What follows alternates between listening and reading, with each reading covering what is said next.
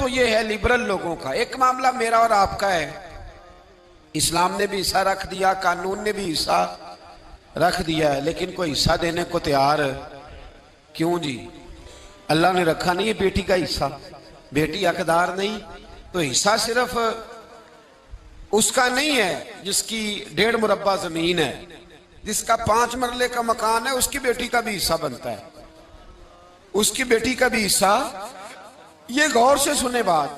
हमारे यहाँ बहुत बड़ा इसको ताना समझा जाने लगा है कि बेटी हिस्सा लेने आ गई, बहन ने मुतालबा कर दिया कि मेरा हिस्सा दो, फुफी ने हिस्सा मांग लिया, ये कैसी बात हो गई? ओ भाई, फुफी थी तो हिस्सा लेने आई है ना, फुफो थी तो हिस्सा लेने आई। और अगर तुम्हारी बहन थी तो अल्लाह ने अगर उसे बहन बनाया है तो हिस्सेदार भी बनाया है, और अगर बेटी बनाया है तो रब ने उसे हिस्सेदार भी बनाया है। लेकिन हमारे यहाँ ये बहुत बड़े शर्म की बात, बहुत बड़े। अब तो कोई कुछ सियाने लोग आ गए हैं मार्केट में, वो शादी से पहले बेटियों से साइन ले लेते हैं, शादी से पहले बेटी से साइन। और जब हमारा हाल ये है कि जब दामाद को हम रिश्ता दिखा रहे होते हैं, जब हम बच्ची के ससुर को रिश्ता दिखा रहे होते हैं, तो उसे सबसे पहले जीटी रोड वाली दुकानें दिखाते हैं, ऐ भी साड़ियां ने अल्लाह दे फजल नाल, और फिर उसको पिछवाड़े वाली हवेली भी दिखाते हैं। अल्हम्दुलिल्लाह बड़ा करम है अल्लाह का, 2-3 मकान मैंने किराए पे भी दिए हुए हैं।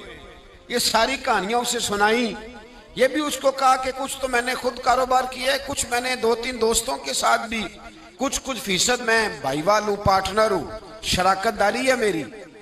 ये सारी कहानियां क्यों सुनाई आपने? फिर आप कहते हैं दामाद लालची हो गया है, फिर आप कहते हैं देखो जी बेटी का ससुर जो है वो मांग रहा है। तो ये दास्तानें किसने सुनाई थी, ये बातें किसने छेड़ी थी?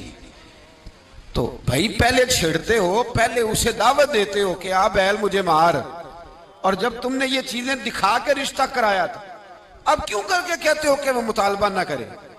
और बेटियों से पहले साइन ले लिए हैं, और अगर बेटी बेचारी आती नहीं क्योंकि पहले दिन, और अगर आप नाराज ना हो तो इस सब के अंदर उलझ बेचारी बेटी जाती है।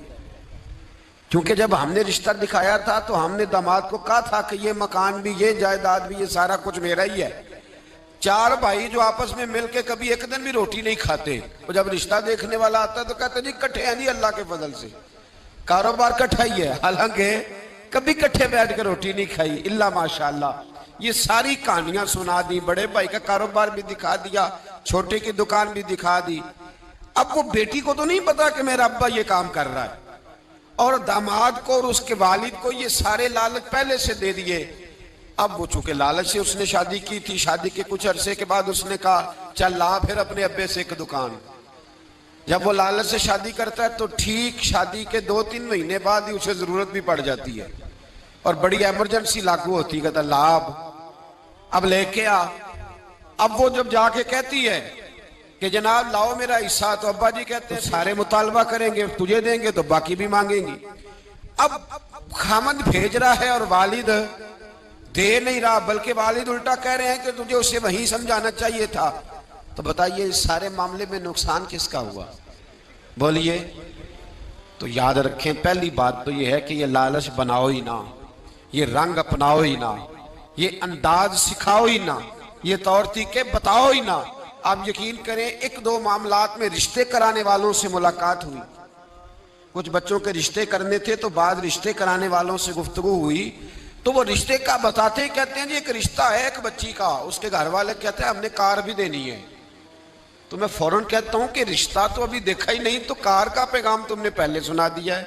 वो कहते हैं जी हमने गाड़ी देनी है, नहीं, ये पहले पैगाम दे दिया है। और बच्ची के नाम एक सोसाइटी में मकान भी है, शरीयत ने बच्ची का हिस्सा रखा है, अल्लाह ने बच्ची का हिस्सा, जिसका 4 मरले का मकान है उसकी बेटी का भी हिस्सा, और इसकी अहमियत है, दीन ने इसको बयान किया है, कुरान और सुन्नत ने इसको बयान।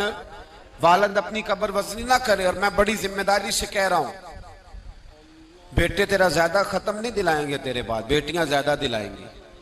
और एक बात और कर दूं तो मेरा ख्याल है आप समझ ही जाएंगे, बेटा अगर दुआ कभी मांगेगा भी तो रस्मी मांगेगा, और बेटी तेरे मरने के बाद तेरे लिए जब भी दुआ मांगेगी रो के मांगेगी। तो बेटी को क्यों नहीं देते?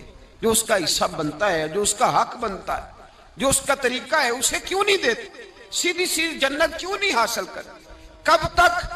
पहले जमाने में, मैं सख्त बात करने लगा हूं पर मेरी मजबूरी है, पहले जमाने के बाप बेटियां दफन कर देते थे, आज का बाप बेटी का हिस्सा दफन कर देता है। बेटी से पैसे छुपा के रखता है, वो बेटी से जायदाद छुपा के रखता है, वो खर्चे बताता है। तू बता, वो बेटी दफन करता था, तू उसका हिस्सा दफन करता है। इसका मतलब ये है कि कहीं ना कहीं तो उन लोगों से मुमासलत कर रहा है माज़अल्लाह, जो बेटियों को दबा जाते थे। डर अल्लाह ताला से, बेटी का हिस्सा दे, उसे नवाज, उसकी तरफ तवज्जो कर। हजरत साद बिन अबी वकास रदी अल्लाह ताला अन्हु कहते, मैं बीमार हो गया तो मेरा दिल किया, मेरी एक बेटी थी, मेरा दिल किया मैं सारा माल सदका कर दूं। मैंने महबूब की बारगाह में अर्ज की, हुजूर मेरी एक की बेटी है, दिल करता है सारा सदका कर दूं। तो महबूब फरमाने लगे, अपनी बेटी को दे, ऐसे ना हो तेरी बेटी बाद में लोगों के हाथ देखती फिरे, इसे दे, बेटी को नवाज, बेटी को दिया कर। बेटियां, और मेरी राय यह है कि जो माल बेटियों पे खर्च होता है ना, असल काम ही वो माल आता है। बीवी को जो ईद देते हो, बीवी नहीं दिखाती पड़ोसन को, वो कोई नहीं दिखाती। जो ईद बीवी को देते हो वो नहीं दिखाती, कहती तूने कोई एहसान किया है, सारा जमाना ही देता है। लेकिन बहन को जो ईदी मिलती है, बहन पड़ोसन को दिखाती है। वो रखी होती है उसने चौक में, कहती मेरा भाई दे गया है, वो दिखाती है, उसके अंदर दर्द होता है। तो जो तू बेटी को देगा ना, बेटी को, और बेटी तो तेरे पुराने कपड़े भी संभाल के रखती है, बेटी तो तेरे पुराने, बेटी तो 2-2.5 साल की भी हो तो ननिहाल गई हो तो अब्बे का टूटा जूता भी उठा लाती है, कहती मेरे अब्बा जी का है।